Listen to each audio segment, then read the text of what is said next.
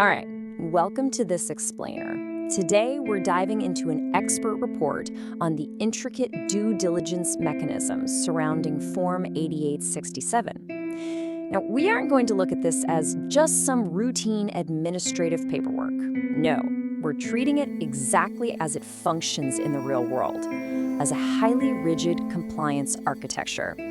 Look, if you prepare filings that claim high-scrutiny tax benefits, you already know the stakes are high, but when you really dive into the recent analytical data, it reveals a fascinating and, honestly, a highly unforgiving landscape. So what we're going to do today is deconstruct the core mechanisms, dig into the implicit regulatory assumptions, and highlight the non-obvious traps that can either absolutely bulletproof your practice or trigger an automated cascade of scrutiny.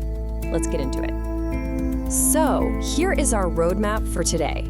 We'll start with the due diligence framework, then move to the mechanics of the checklist, the knowledge requirement, record retention protocols, algorithmic enforcement triggers, and finally, strategic risk mitigation.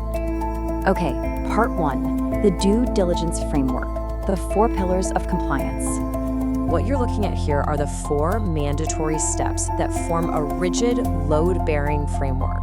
This is exactly what's used to measure professional compliance. And here's the catch. Every single step here is a potential failure point. Step 1, the knowledge requirement.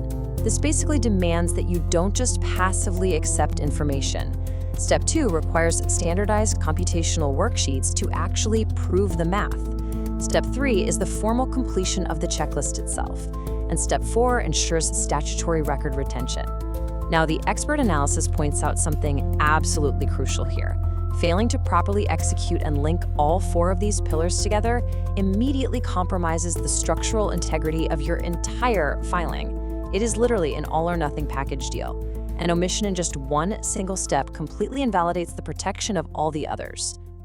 Moving on to part 2. The mechanics of the checklist, Form 8867 as an enforcement tool. You know, it is a very dangerous underestimation to treat this document as a mere checklist.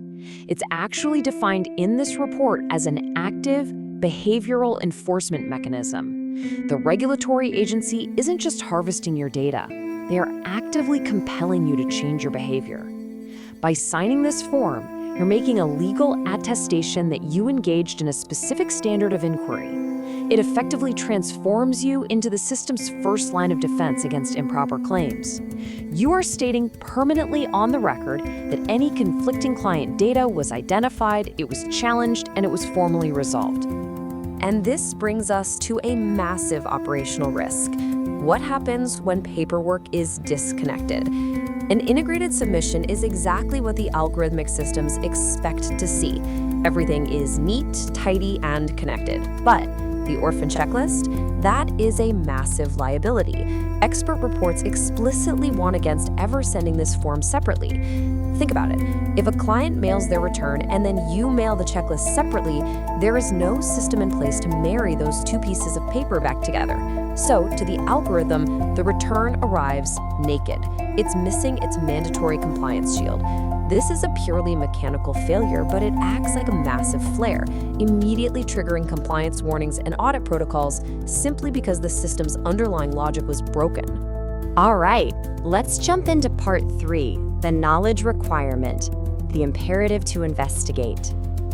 This is arguably the most subjective pillar we're covering today.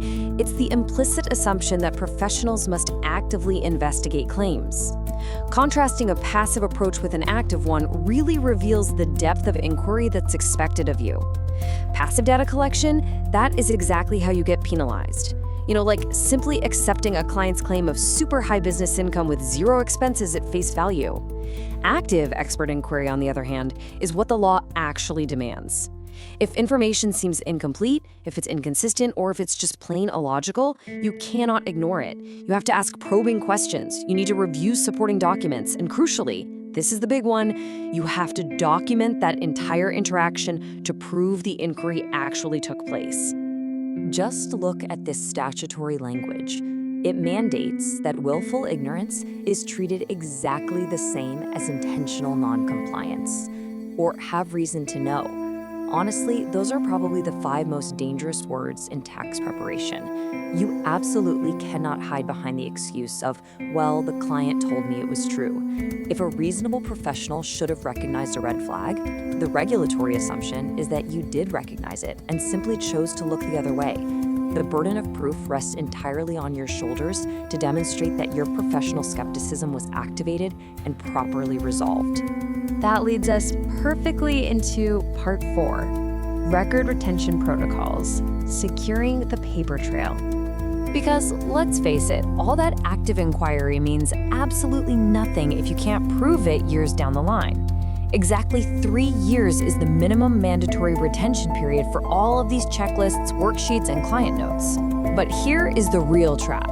3 years from when? This non-obvious operational detail right here is where countless practitioners fail.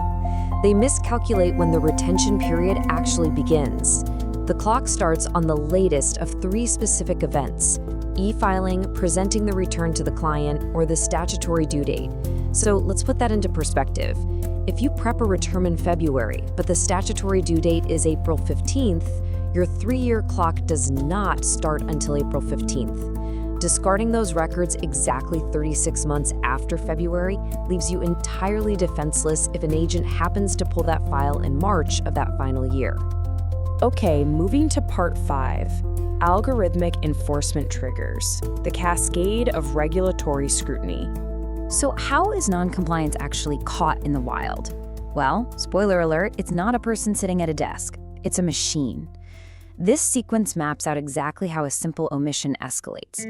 An algorithm detects an anomaly. Maybe it's our Orphan checklist from earlier, or a statistical anomaly in the claimed benefits, and it triggers an educational warning letter. Expert reports indicate that ignoring these letters is a fatal error. From there, the system cascades into a correspondence examination. That's where an agent pulls exactly 25 of your client files, demanding documented due diligence for every single one of them. If they find a few errors, they expand the audit by another 25 files to hunt for a broader, systemic pattern of failure. And here is the precise, quantified risk of that failure. A financial penalty of $650 is assessed for every single failure to meet the requirements. Failed to keep the worksheet? That's $650. Didn't document your probing questions? Another $650. This is not a single flat fee per client. If an agent audits 50 files and finds a systemic lack of documentation across multiple pillars, that penalty scales exponentially. We're talking about fines that can easily threaten the financial survival of an entire practice. Which brings us to our final section, Part 6, Strategic Risk Mitigation, Bulletproofing the Practice.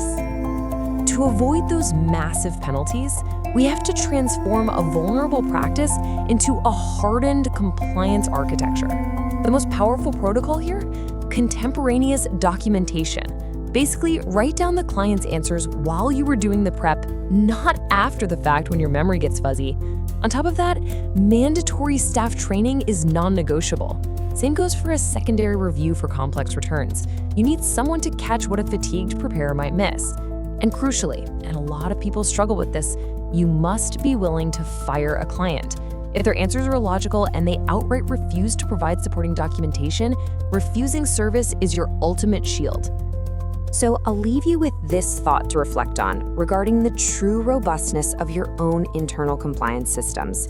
If that 25-file audit started tomorrow, are you relying on your memory of past client conversations? Or do you have a rigid, well-documented compliance architecture backing you up? Take these expert insights, harden your internal protocols, and ensure you are always operating on the right side of the knowledge requirement. Thanks so much for joining me on this explainer, and I'll catch you next time.